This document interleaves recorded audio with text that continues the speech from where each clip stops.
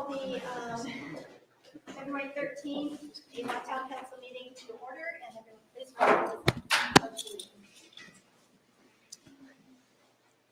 Pledge allegiance to the flag of the United States of America and to the republic for which it stands, one nation, under God, indivisible, with liberty and justice for all.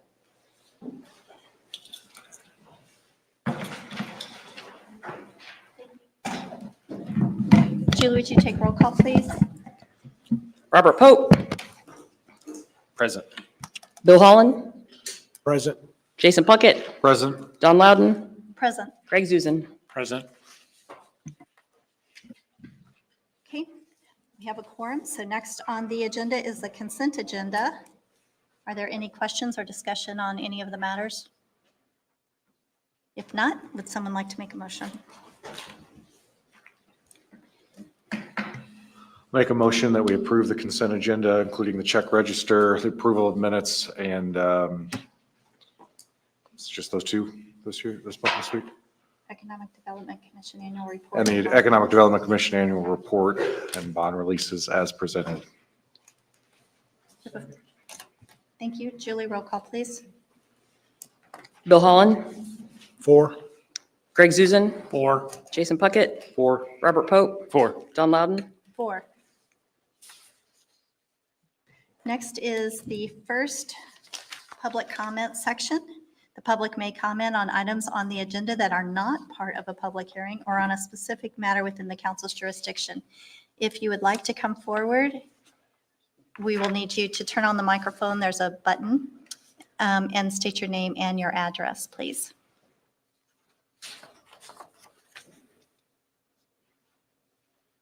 Okay, no one's coming forward, so we'll close the public comment section and move on to department updates. Who's going to start us off? Steve?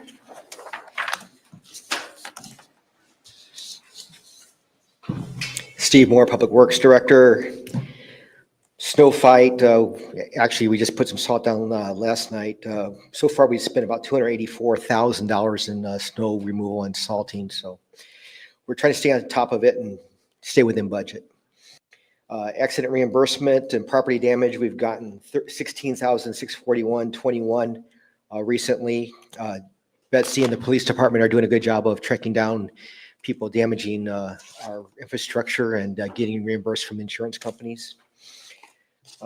Community cleanup, Hendricks County is hosting a community cleanup on April 26th. Carol Ford is spearheading that effort, and actually, she's going to try and get it rescheduled for April 12th. It looks like this is Keaton's notes. He was going to be here tonight, but he hurt his back. Community crossing paving project. We did submit the $3 million project application. We've already received notice that they've received it, and they did not tell us that we're being recommended, but they told us we should go ahead and bid it. So I'm not sure if that's a mixed signal or not, but it sounds good to me. Raceway Road Roundabout, we're still doing Property Act, and it still should go to bid yet this year. Same thing with 900 and Angelina Way. Still going through some land act, and then we'll go into utility relocation. Dan Jones widening phase 2. That is all done except for the handrail. Well, the handrail they think is going to be in next week. So if that's the case, then a good day they'll install the handrail, and then we can be done with that one.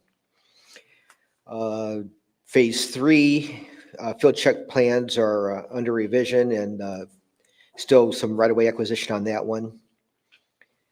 Utility coordination is ongoing. Phase 4 design has begun, and they're working on that. ADA, we had HWC produce heat maps. So a pedestrian generator map that helps figure out where people come from and go to, especially people with special needs that maybe need ramps or other accommodations. We'll have a public meeting here probably within the next 30 days, and that all interested parties, including organizations that deal with special needs people, come and gather and look at the maps and then help figure out where they start and where they go. And that way we can reprioritize our budget to fund things that they need. There was an attorney that I know that is wheelchair bound, and his famous saying is, "Don't do anything for us without us." And we could go out and I could find all kinds of missing segments of sidewalk or damaged sidewalk, but if people aren't using it, it's not a big deal. If these people with special needs have one section of sidewalk, like on the CSX Road bridge over Dan Jones, there's a person in the apartment complex can't get over it. If we weren't doing that, or the county wasn't doing that project, that person would have a hard time getting from A to B. So dedicating resources to where it's actually needed is most important. So that's what this does for us. Stormwater projects, we're doing half a dozen of those right now. We're getting ready, not us, but the developer's getting ready to put the new traffic signal in at Ronald Reagan and Logistics Way. So that'll be coming online pretty soon. And it will meet our new standards that requires the mile vision detection and GPS and infrared preemption. So it'll be a top rated signal for us. We're putting together a project to upgrade and repair and replace all the preemption that was taken down on 36 for the added travel lane project. So that's going to be coming back online again soon too. Pretty much it.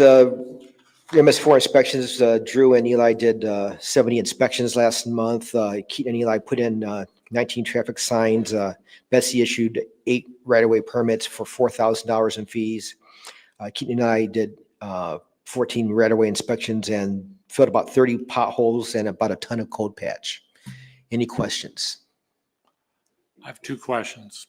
One is on 36. I know it's not our jurisdiction, but NDOT has come through and milled these cracks that were the heaving of the pavement. Right. And now instead of heaving, we have holes.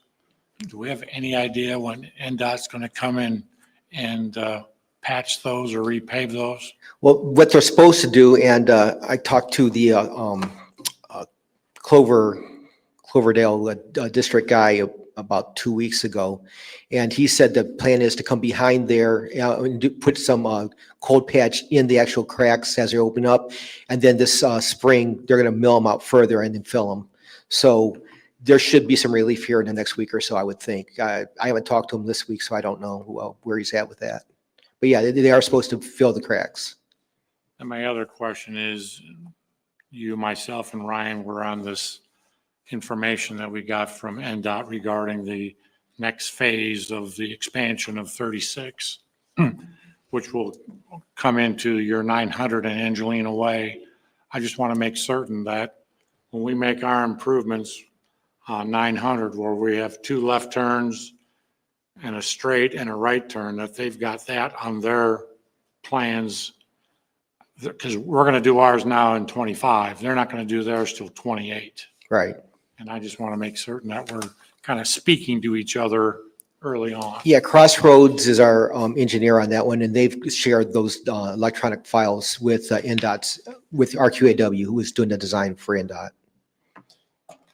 That's it. Thank you. Other questions?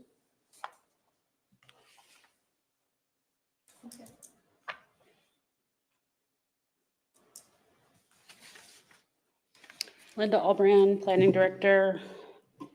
Last month, I talked to you about our zoning map that we had some issues with and then taken down. We did get it completed and it is back up online. It has been up for about 3 weeks now. Paul and I attended a planning roundtable put on by the MPO, and it's for planning staff from all jurisdictions in the central Indiana region. There were 5 counties, different municipalities represented there, so we can talk and discuss issues in the region. And that is a quarterly meeting we'll be attending. We've gotten through the UDO as an initial run through to find all the issues we've identified. We're now going to start going through as internal to rewrite the sections where how we want them to say, and then we'll start bringing them to you. For Case-wise, BZA has 4 cases coming up. 2 of them are going to be continued. Those are the Dutch Brother coffee cases in front of the Lowe's. And there are 2 that will be heard, and that is the Ray Skillman property at 936, the undeveloped corner. Plan Commission has 6 cases, 3 were continued. The 2 Whispering Pines cases, which have had continuous updates from the petitioner up until a few hours ago. They were continuing to send us stuff. The Briarwood, which is 900, that you saw at a few meetings ago, I think, or 1 meeting ago, as an introduction, they have made some changes to that are positive. So we're looking forward to taking that one to Plan Commission. And then we have text amendment that you're going to see later tonight, and then a minor plat and another retail shop on Avon Avenue. And then Plan Commission in March will have 2 cases, a minor plat, and then the Harvest Landing Lot 2, which was known as the Ace Hardware property. Their plans expired because they were more than 2 years ago, or more than a year ago, approved, so they have to come back. So we'll be seeing that one again. Any questions?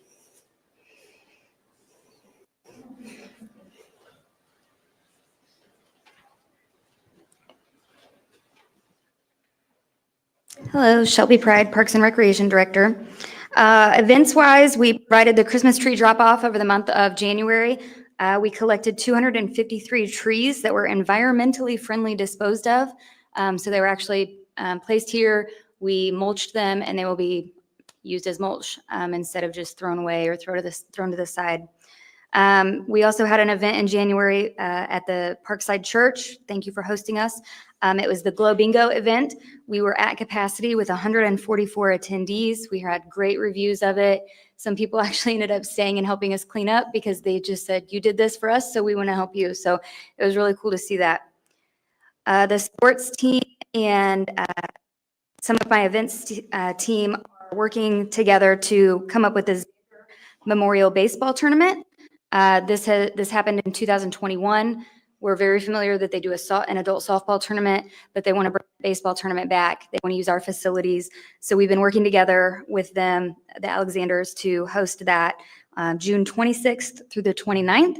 And we're going to do a community event day on Saturday, June 28th. So the fields will be open, and hopefully it'll be a really great weekend for everybody. And then the PRBC, Park and Recreation Beautification Committee, met last Wednesday. We welcomed the 2 new appointees. One was not present. And then my leadership team, a lot of questions from them as like our start to the new year. Thank you.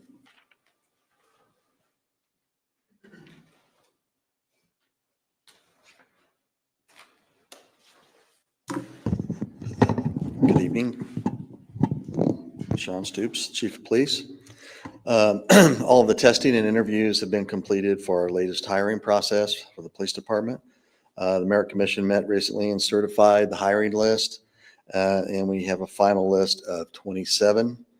And our background investigators have already started making progress on the investigations and doing personal history statements and so forth. So hopefully we'll start to get a indication of how good that list is going to be pretty soon. Our officers that graduated from the Indiana Law Enforcement Academy recently, Officers Fendrick, Officer Brace, Officer Clark, they're all performing very well in the field training programs, and they're on schedule to complete the field training program phase about the middle of March. And once they've successfully completed the field training phase, then they'll be released to work patrol solo on their respective shift assignments. I want to take a second to recognize Detective Tajay High for his outstanding work with the Indiana Crime Guns Task Force. If you recall, late last year, there was a pretty violent shooting down in an apartment complex on the east end of town. It wasn't inside of our corporate limits, but with our mutual aid agreements and our partnering with the other law enforcement agencies, Detective High and the Indiana Crime Guns Task Force went into action, and they spent the next couple months looking for the 3 suspects. They got 2 of those suspects pretty quick. The third one was kind of evading them for quite some time, and Detective High pretty much made that his mission to find that third person. And he and his team, they were able to finally get that person into custody I think it was last week. So we want to really thank him for that and his entire team for their efforts. In your packet, you have a lot of data there, a lot of information. Really, the only thing that kind of stands out, we had an overwhelming amount of traffic stops in January, unusual. I think we had 500, which is quite a bit above our average, but that could be because we have people in field training and we have some other stuff going on with off-duty employment and other stuff like that. So be happy to answer any questions you might have. Thank you.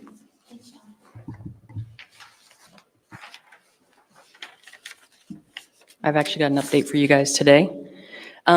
Just 20 minutes ago or so, I know you guys know we're doing the bond. Oh, I'm Julie Loker. I'm your clerk treasurer. We just got, we're doing the bond for Easton Gray and all that, so we had to go through an S&P global rating. S&P came back and gave us our bond rating just a little bit ago. We are strong, and we are at a AA rating, which is very good for the town. But I do want to read something to you that they put in their credit overview. The rating reflects Avon's growing economy near Indianapolis with stable operations and very strong finances and affordable debt. They have the significant operating flexibility. It has no utilities, but with minimal legacy costs, since it's a relatively new municipality, we see them as being strong. So we are strong financially. We have ended 2024 on a very strong note. I think our finances and the way we've been doing things has really helped keep our credit rating so strong. So I'm looking forward to doing this bond for Easton Gray, believe it or not, and bidding that out here real soon. So we're closing out. We're actually doing our annual financial report right now. So for the next 2 weeks, I have a cot set up in my office, but Calvin and I will get that done. So, and then you guys will get that report as soon as I submit it. I send it to all of you. It's good reading when you're tired. That's great news. Next is the council comment and liaison reports. Bill, you want to start us off over there? Yeah, I have nothing right now. Thank you. Greg? On the 23rd, I met with some representatives from Drees Homes. On the 7th, the three chambers hosted a pastries and politics event with Representative Sturwald and Senators Buchanan and Clark there. And then we all were part of the strategic planning on the 8th. That's it. I attended the library board meeting a couple weeks back. Also got to tour the AYS's new indoor facility with George. That was nice to see all the improvements that they've made there. Also attended the Parks and Recreation beautification meeting as well.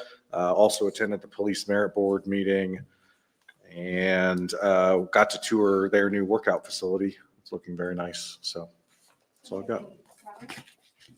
A few updates from the dispatch board from last week. A TDMA radio upgrade is in progress, and it's basically going to allow many more channels to communicate with first responders. They have a go live for emergency policing. Dispatching will go live on 1 April. Most of their leadership,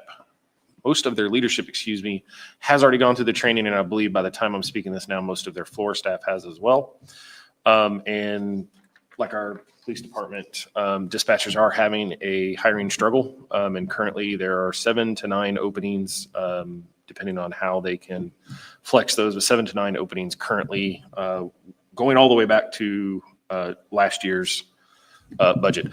Stormwater board met yesterday and only had invoices to approve. That's all I've got. Okay, I attended the Hendricks County Recycling District Board meeting, and there was an increase this year, which had been planned because they had done an incremental increase, I believe, Robert, when you were on the board. But there is an increase in the tipping fee at the county landfill. I also attended the commissioners meeting out at the government building there in Danville. Nothing much to report there. It wasn't a big agenda. The comp plan meeting for this week had been canceled, but there is a comp plan open house that will be held here in the council chambers on February 25th between 6 and 7 to go over some of the plans. And then also the strategic meeting that we had last Saturday. That's it for me. Moving on to new business, we have the introduction of ZA 25-01, which is the UDO text amendment. And Linda, you'll be speaking to that. Dawn, thank you for mentioning the Big Ideas Open House. That is on the 25th in this room. So anybody interested in the comp plan would be welcome to come out and see what we've gathered so far. The zoning text amendment in front of you, you saw at a work session a month ago. And the background behind it is the state statute gives the Board of Zoning Appeals or challenges them or requires them to use 3 findings of fact when determining whether a variance should be granted. And then the state statute also allows the individual municipalities to add on additional findings should they choose. Avon chose to do that in 2013 and added 2 additional. They're number 4 and 5. They are listed as the variance requested is the minimum necessary, and number 5, the need for the variance was not caused by the owner, previous or present. Then when the UDO was adopted in April 2022, those number 4 and 5 were left off of the ordinance. And we believe it was just an oversight because no one can determine what had happened. So the BZA is desirous, and from your comments last work session, you are also desirous of having those added back in. So that's what this text is for. This is simply an introduction. We'll be going to the Plan Commission on the 24th, and then you'll see it at first meeting in March. Thank you. Any questions for Linda? No? Thank you. We will consider the introduction complete on the ZA 25-01, the UDO text amendment.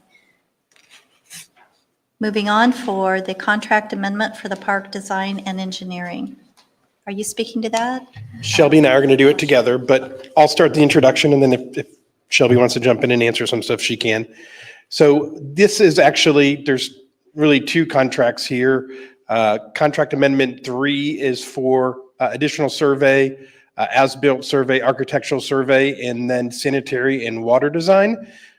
One of the changes in the discussions that we've had with Context over the Burnett Park was we were going to have a small shelter, but it wasn't going to have a restroom. And so some of that we were trying to save cost, but we think at this point it's actually better since we're putting in the initial infrastructure that it would make better sense for us to actually make those sewer and water connections now. We would also eventually have a staff person there, and that's what part of the building would be, a small maintenance area for that staff person. And if we expect staff to work there, we have to be able to provide a bathroom. And as you guys know, we've had issues in our existing parks where when we don't put restrooms in, we hear about it and it becomes harder to put in later. So we think it just makes sense for us to go ahead and add that in now, include that. So there's some additional costs for that. The other piece is we need to do some additional survey. Steve was planned ahead and was able to get a lot of dirt donated. So if you guys drive down there at 100 South and Dan Jones, there's huge piles of dirt. That was actually done in accordance with our concept plan for the development of the park. But instead of having to pay to haul that all in, we'll save a lot of money, but we have to resurvey it so that we know what's there. And so there is a little bit of extra cost for that, but of course we're going to save money in the back end on what we would have spent doing hauling in dirt for the site. So really it's those 3 things: additional survey, some architectural design for the buildings, and then some engineering for the sanitary and the water design. And so it's actually a change order of $47,000. So the existing contract is $308,982, and the new contract total would be $357,982. The second piece of that, I also provided Shelby and I provided you guys a copy of a concept plan for the development of Burnett Park, so you guys can see that. The next one then is the pickleball courts. design of pickleball courts, which we're proposing to do at Avon Avenue, just south of 25 South. We've been working with the school corporation, and the school corporation has agreed to donate the old tennis courts that have kind of become an eyesore there on Avon Avenue. And so we'd like to turn those into pickleball courts in a little park. So the land will become free, but we will have to design and construct the improvements. This was part of the bond. The design costs are about $135,925. That's for all the engineering.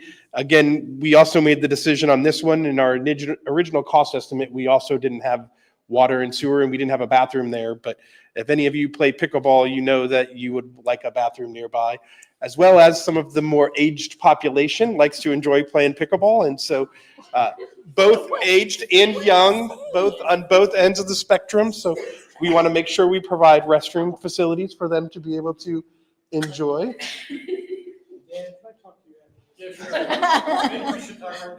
Yeah.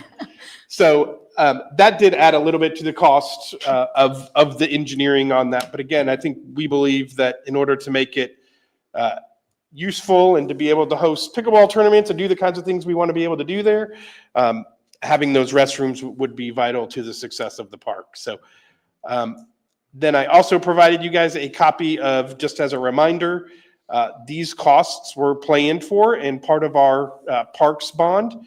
And so I provide you guys a copy of the sources and uses on that. You will note that the pickleball design is slightly more. We do have some contingency in there, but we also budgeted $800,000 for the construction itself. So we think with some of the additional costs, we'll have some underspending in other areas. So we still feel comfortable that we can move forward with approving both of these. Both of these get us to final design, bidding, and into construction. And so, again, there is a timeline in there for context even. I think they've got the design for the pickleball done by July. So we're going to move pretty quick to get these designed and built. We don't really expect construction of the pickleball to probably happen until next year, but that, believe it or not, there's actually like a 12-month delay from when you actually bid it to when you can actually get them constructed. There's such a demand for pickleball court constructors that you're going to wait 12 months to get them installed. And so if anyone out there wants to start a pickleball court building business, there's apparently plenty of capacity and need for pickleball court constructors. So yes, that's right. So we're happy to answer any questions. It is our recommendation that you guys approve the Amendment 3 and the park design for the pickleball courts. Happy to answer any questions. Would you like to have those motions made individually? You can do it either way. Okay. Any discussion on the topics? If not, do we have a motion? My calculation on the first one is $355,982, not $357,982. Well done, banker. Thank you. Glad somebody does it. Other than that, I'll make a motion that we approve the two change orders. The first one in the amount of $355,982, and the second one in the amount of $135,925 as presented. A second. Great. We have a first and a second. Julie, would you take roll call, please? Robert Pope, 4. Greg Zuzen, 4. Bill Holland, 4. Don Loudon, 4. Jason Puckett. 4. Okay. Next is the quote for fleet vehicles. Steve, are you speaking to that, or? We'll all kind of work together. Steve and Shelby are going to do it together. Shelby, why don't you do yours first, and then Steve can No, do his. Steve needs to start. No, Steve needs the backstory. We got it. No, you said together. Come here. Okay. Steve Moore, Public Works The Director. more we get together. Sorry. Who are you? Who are you? I said, Shelby Pride, Parks and Recreation Director. yeah, we're getting trucks. Is that, Okay. any questions? Yeah, you weren't able to pull up some of this information off of our little Surface Pros here. So they ordered a truck for me that you guys approved last year, and it came in incorrect for me, but it came in correct for the parks. So Shelby had one budgeted for this year, and it met her needs, and it was already in. So she's wanting to get this truck, and they're offering it to her cheaper than what they offered it to me. I'm not sure why. So it's probably a pretty good deal. Yes, stop. So that's her truck, and then they ordered we put out quotes for my truck again, and the guys who messed it up last year were low again. So we need, and they're okay. They had an issue with confusing the order with Parks. So they quoted the correct truck, and it came in budget. So we have the money to buy it and like to get it ordered. The only thing that I would like to point out from my side in your guys' memo is when this truck was approved last July, we were going to trade in the F-250 for that. And so I do not have a trade-in value. So if we move forward with approval of these, the quote is different. It does not have a trade-in value. That is why. So you don't have to approve a trade for me. For him, you do. Yeah, I'm still doing the trade-in. I am so confused. So Okay. What is basically, the same deal for me, where I'm trading in the F-250 for a vehicle for me. Same deal for her, is she's getting a vehicle without a trade-in this year. The truck that you guys approved for Steve to order last year to replace the F-250 came in. When Steve went to pick that up, it didn't meet the specifications that he needed. So he had to re-quote a truck that he can utilize for Public Works. He came to me, and between Ryan, myself, and Steve, we were like, the Parks Department, we had budgeted for a new truck for the sports division for this year. The truck that came in that does not work for Steve will work for me. So I asked Andy Moore to come back and quote me on it, less a trade-in. They came back, the quote was cheaper than what they were going to offer it to Steve for. It works for me, so I'm asking for approval to go ahead and purchase that truck with no trade-in.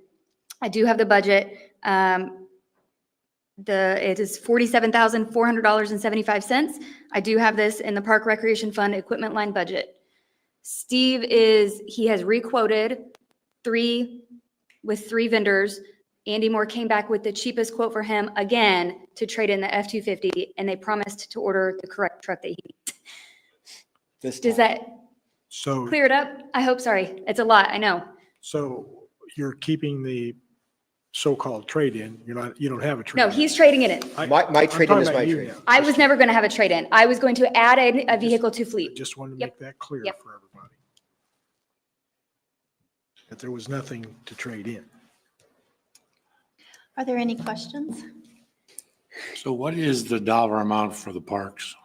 Because $47,400.75.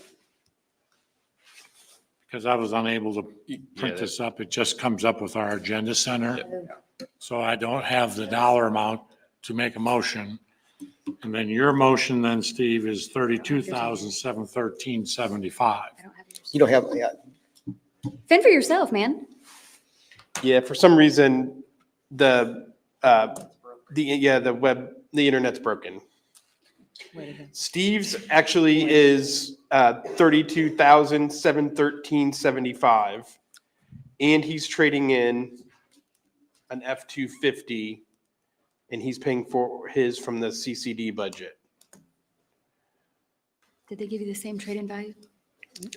Better. So do they need to No. approve it? No. Well, they just do the dollar amount, the total Okay, dollar amount. okay. If they approve the dollar amount, it's fine. If you guys approve the dollar amount, it's fine with the trade-in, and authorize the clerk treasurer to purchase it.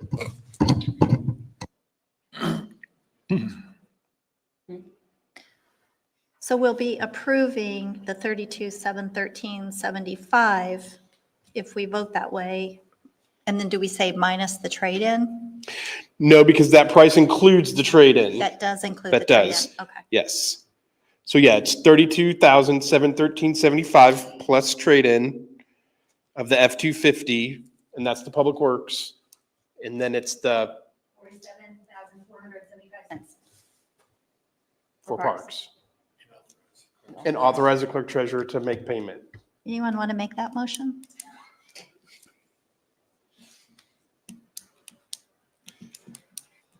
Can you give me that number one more time? 474. 00.75. odd that they're both 0.75. I know, yeah.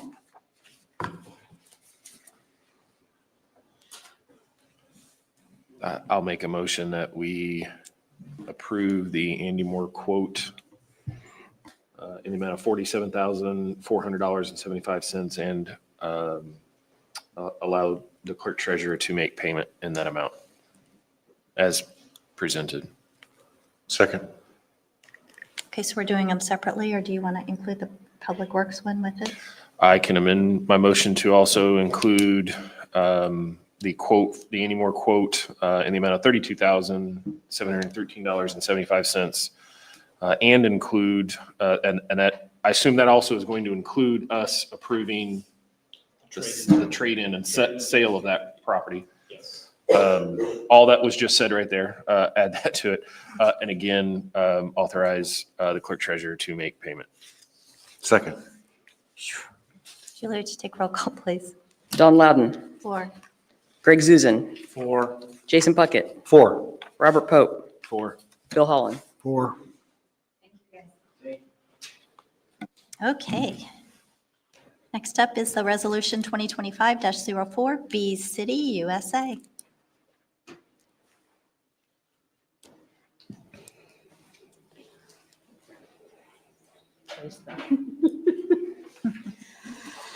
Okay, last year at a work session, I brought the idea to this group to make Avon an affiliate for Bee City USA, which is a national group that includes Bee City USA and Bee Campus USA to be affiliates to promote habitats for bees throughout the US. And then that includes educational things and increasing pollinator habitats and that sort of thing. So here we have on the far, that's Isabel Fiega, Juliet Bright. This is my daughter, Callie Albrand. They are 3 cadets from Troop 908. They have been working on their Silver Award project, which is similar to an Eagle Scout project. And just want to tell you a few things about why we're here today, what we've done so far. The girls first learned why bees are important. They learned why we should proactively be doing things to protect the bees. They learned about Bee City USA. It's a national organization to protect bee habitats and help for the protection of bees. They learned that Columbus, Indiana was the first and is still the only USA in Indiana. We traveled to Columbus to talk to their committee chair to learn from them. The girls actually did a presentation before the PRBC in October, and the PRBC voted unanimously to recommend to you all to approve the resolution so that we become a Bee City USA. The tentative application was submitted to them, and they have tentatively approved it pending council vote. The Bee City USA program is a tad bit different than Tree City USA, which we are also part of. For Bee City USA, you apply and you get the resolution going and approved, and then you start doing the things you want to do as part of the program. Tree City USA, you essentially do the things and then present it to them and say, look what we've done, and then they bless that. So this is a little bit backwards from what you are used to with Tree City. What the girls are going to do from here is they are working to create a brochure to be used by residents in the Parks Department, educating them about planting bee-friendly gardens and including recommended species for this area of the country and this area of Indiana. We are going to plant a pollinator garden, and it's going to be up by the Avon Community Garden, so it will actually assist in the gardens that are there for vegetables, that these pollinators will be there. Those plants are going to be delivered in April, and we're going to plan a weekend day to plant that garden. We haven't set that date yet. And then we have 500 packets of seeds for bee pollinator plants.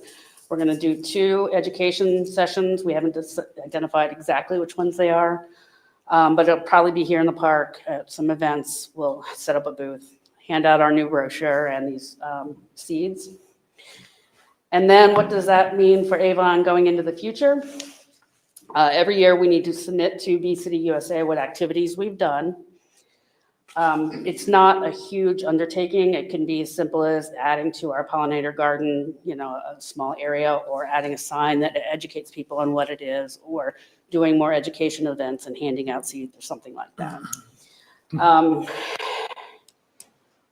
Then we also have to adopt it into our plans, such as our comprehensive plan and our.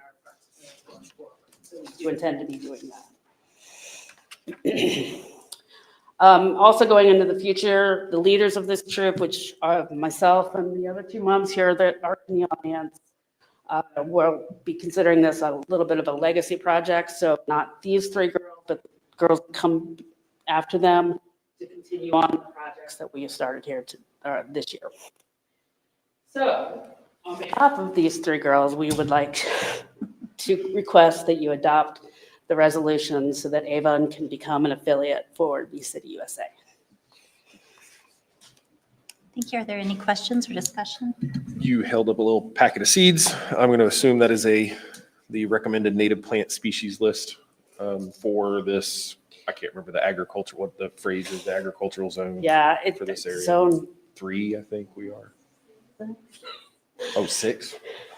Okay. It is for this. It's for this, yeah, Yes, it okay, is. okay. As well as the plans that we have on order are also specific to our zone. Excellent, thank you. That was all I had. Yes, I've been partnering with Shelby on this project, but I will be the head and the leader, even going forward. I'll be the head of the project. Queen bee. Oh, you're the queen bee, he the said. queen bee. Ha, ha, ha, ha. So those are perennial plants, not annuals then? I don't know the answer to that. Okay, We will find that out and make sure it's an ongoing upkept process. okay. Any other questions, or would someone like to make a motion?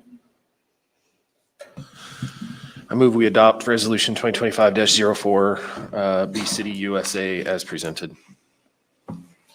Second. Great, we have a first and a second. Julie, would you take a roll call, please? Robert Pope, 4.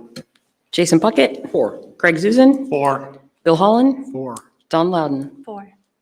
And at this time, we would like to pause for our viewers and maybe go take pictures with the Girl Scouts out front, please. Okay, we'll take a quick break and we'll be right back.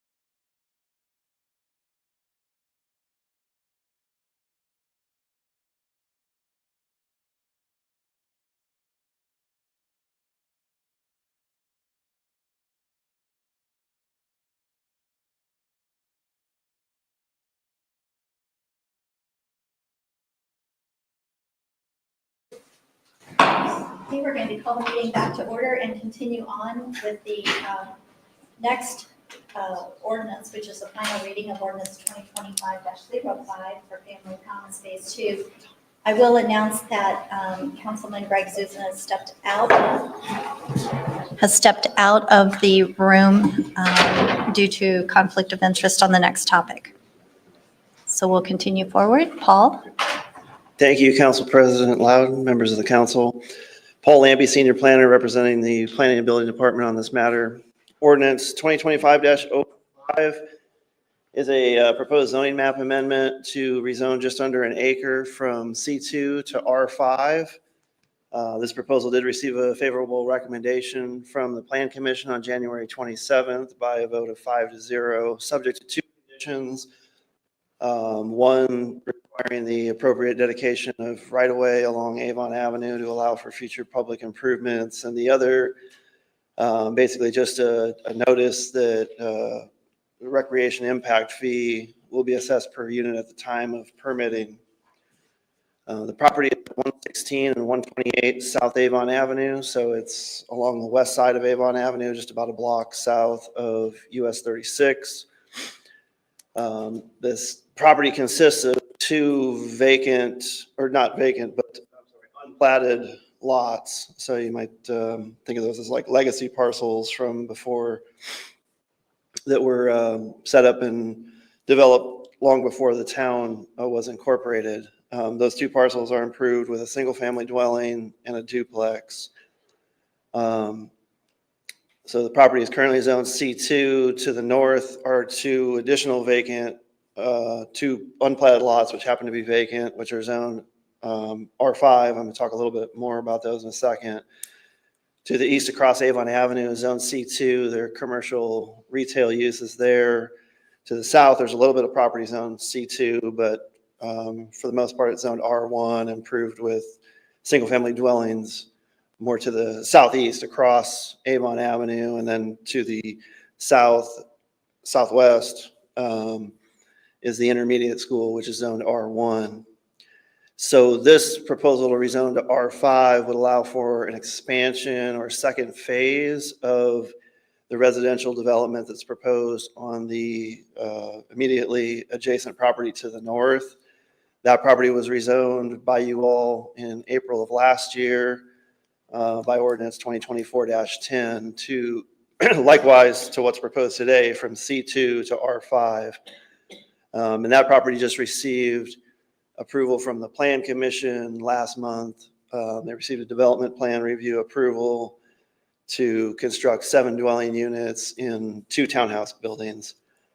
For this site, the conceptual plan that was submitted with the zoning map amendment proposes 10 additional dwelling units in 2 townhouse buildings. That would equate to a density of about 12 to 13 dwelling units per acre. So as you're aware, in reviewing a zoning map amendment, you have 5 criteria that you must pay reasonable regard to. I'm just going to run through those for you. The first being the comprehensive plan. And as you know, there's several components to the comprehensive plan, but the first thing we typically look at is the future land use map to see if there's a specific land use recommendation for the property. The future land use map has clusters that recommend certain types of development for different parts of the county, but they don't, or different parts of the town, sorry, but they don't cover every piece of the town property. They probably cover maybe a quarter of the property. So if you're in a future land use cluster, if the property is in a future land use cluster, that's pretty simple to say. It recommends a certain type of development. In this case, there isn't a specific future land use cluster that sits over this property. There is just a little bit to the north, a couple hundred feet, a recommendation for neighborhood retail, which mostly encompasses the area of the intersection of US 36 and Avon Avenue. The comp plan says that when you're not within a future land use cluster specifically, there's 2 things that can be done. A future land use cluster could be extended if it makes sense to do so to a nearby property, or the other option is to presume that the current zoning is supported by the comprehensive plan. So in those two scenarios, if we extended the neighborhood retail future land use recommendation to the south, that would typically equate to a C1 zoning. The current, and the other option is you have the current C2 zoning. Obviously, neither one of those is consistent with a proposed rezoning to R5. But as you're aware, there's other components, as I mentioned, to the comprehensive plan. There are goals in the plan that recommend increasing housing diversity in the town. And this proposal to construct townhouse units is something that the town is lacking. We have a pretty good amount of single family. We have a decent amount of apartments. We don't have as many townhouses. So we think it would meet that goal of providing housing diversity. There's also a recommendation in the comp plan to try to provide increased housing density where appropriate. The density of this project would be considerably higher than most of the town's residential density. And because it is in between a lot of commercial development along and adjacent to the US 36 corridor to the north, and then more single-family residential to the south and more to the southeast, and the school to the southwest, we do think that attached, a little bit higher density housing here would provide a good transition between the commercial, more intense to the north, and the single-family and the school use that are less intense to the south. So in totality, we do think that it actually is consistent with the recommendation of the comprehensive plan. So that's criteria one. Criteria two, the current conditions and character of the current structures and uses in each district. As I mentioned, there is a mix of commercial, residential, and institutional uses nearby.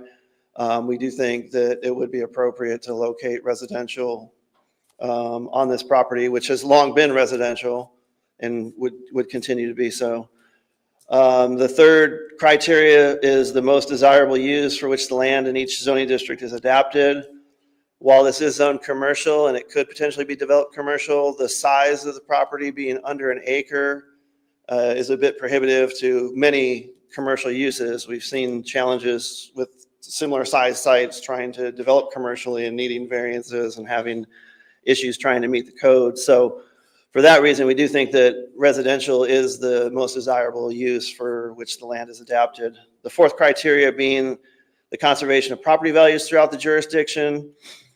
Given that this would provide what we think would be an appropriate transition between different competing land uses, we don't see any reason why this would have any significant impact on property values throughout the jurisdiction. And then finally, the fifth criteria, responsible development and growth. Being that we think this is an appropriate location for some needed diversity in our housing stock, which is a recognized community need in the comprehensive plan, we do think this would represent responsible development and growth for the town. So for all those reasons, staff continues to recommend approval, subject to the conditions that were included in the Plan Commission approval. And I'd be happy to answer any questions you all might have. Also, I would mention that the petitioner's representative is here, so if you have any questions for him, I believe he'd be available as well. Thank you. Any questions for Paul or the petitioner? From our wonderful legal training just earlier, we got a good list of questions here that I'm going to ask you. You went over a number of these, but I'm going to add a couple. How will this affect traffic congestion? How will this development affect traffic congestion? Well, it would, what's proposed on the conceptual plan is 10 dwelling units. Even at a maximum density, if they changed from that proposal with being less than an acre, the most dwelling units that they would be able to develop under R5 would be less than 25, probably in the ballpark of about 20. It wouldn't meet the warrants for a traffic study. So the default position would be that there would be very limited traffic input. If there was a reason to think otherwise, then a traffic study would be required. But I believe a traffic study is, I know it's not required even at 25 units. It's a much higher number that would require that. Next one is how do you believe this would affect the schools?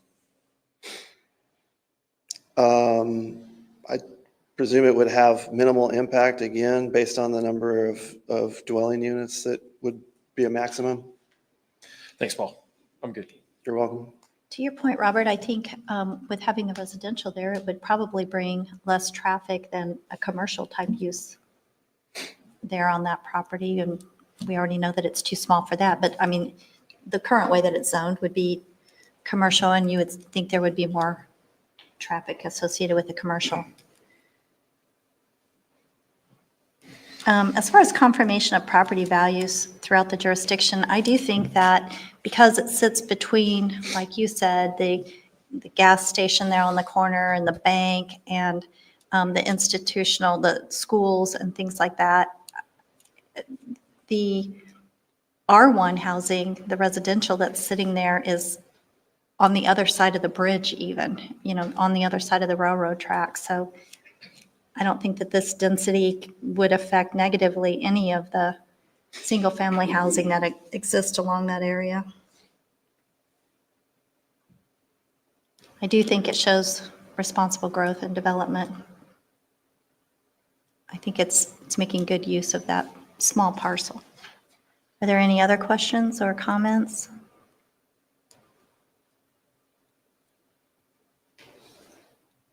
If not, is there anyone that would like to make a motion? I'll make a motion that we approve ordinance 2025-05 as presented. Second. Thank you. Julie, we have a first and a second. Would you take roll call, please? Jason Puckett, 4. Robert Pope, 4. Don Loudon, 4.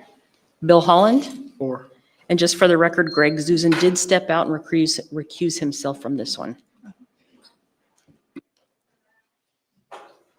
We'll wait just a moment while Greg comes back into the room.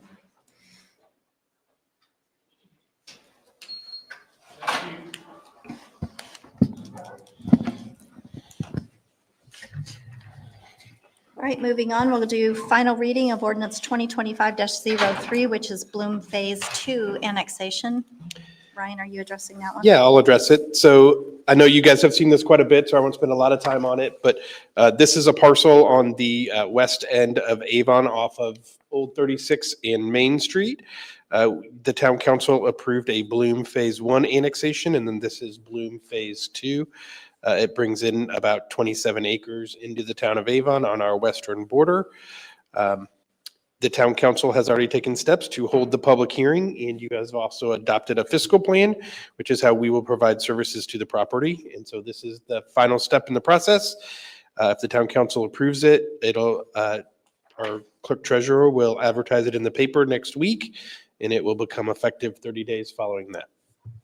Happy to answer any questions.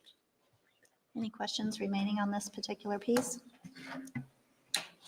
I'll make a motion that we adopt ordinance 2025-03 Bloom Phase 2 annexation as presented. Second. Thank you. Julie, roll call, please. Greg Zuzan, 4. Bill Holland, 4. Robert Pope, 4. Don Loudon, 4. Jason Puckett. 4. Next is the final reading of ordinance 2025-04, the bond ordinance for economic development bond, Lennar. Ryan? Yes, this ordinance Sorry, Dan.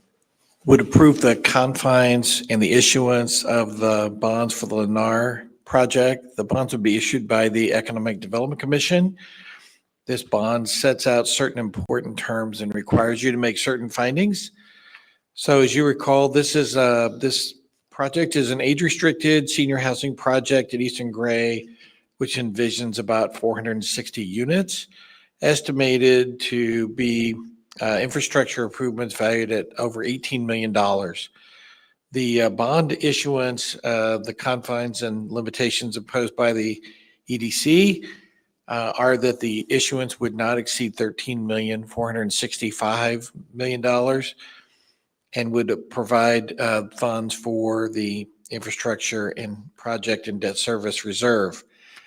Payment of bonds would be from the TIF revenue, and the bonds would be secured under a trust indenture, which is as it normally would be, and that the issuance and securing of the bonds would be of benefit to the health and welfare of the town and its citizens.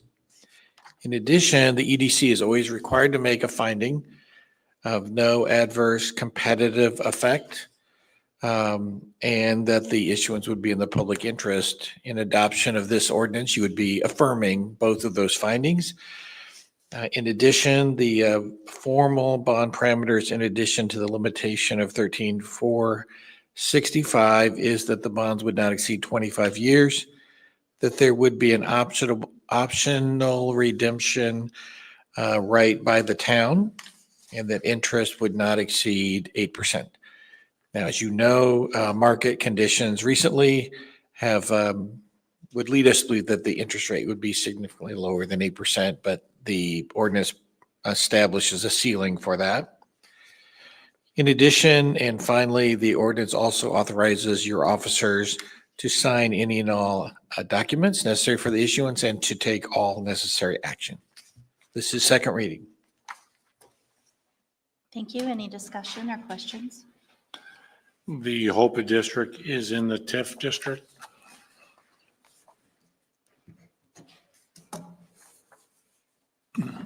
Anyone else? If not, we'll entertain a motion.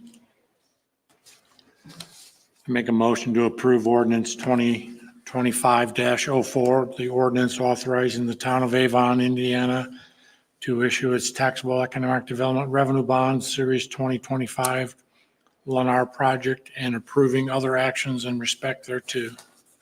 Second. Julie, we have a first and a second roll call, please.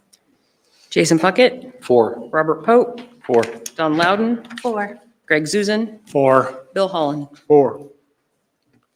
Moving on, next is an introduction to ordinance 2025-06, bond ordinance for the Avon Landing.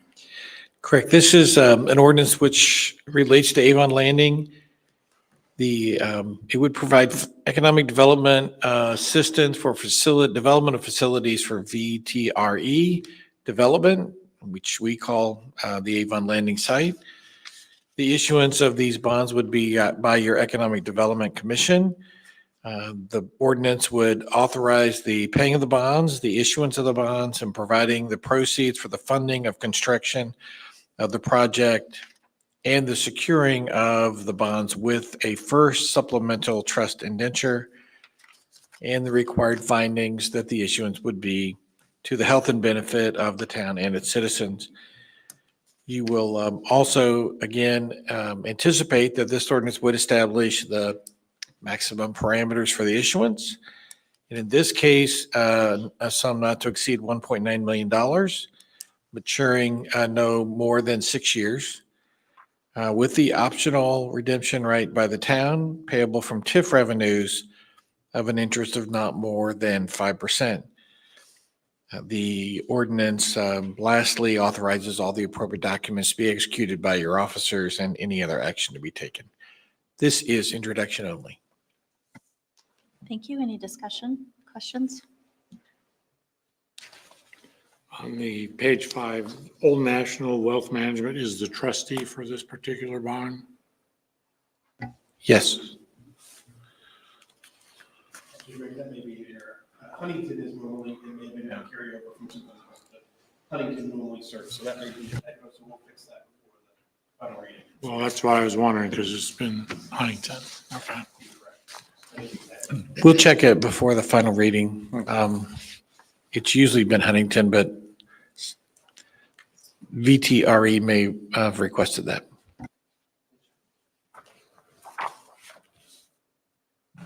Any other discussion or questions?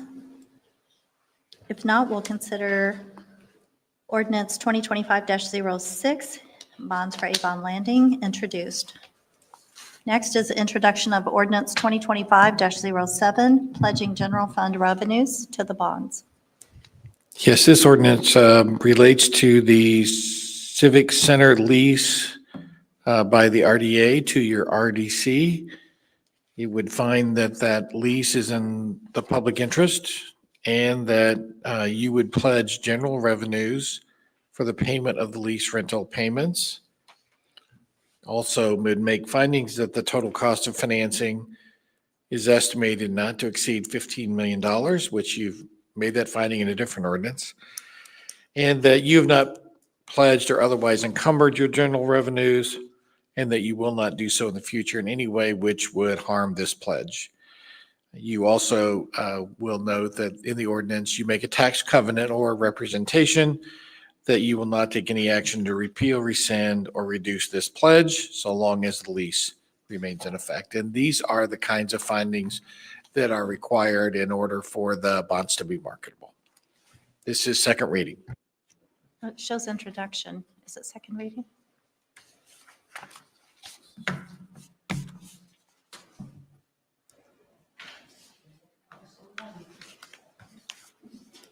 I'm sorry, this is first reading.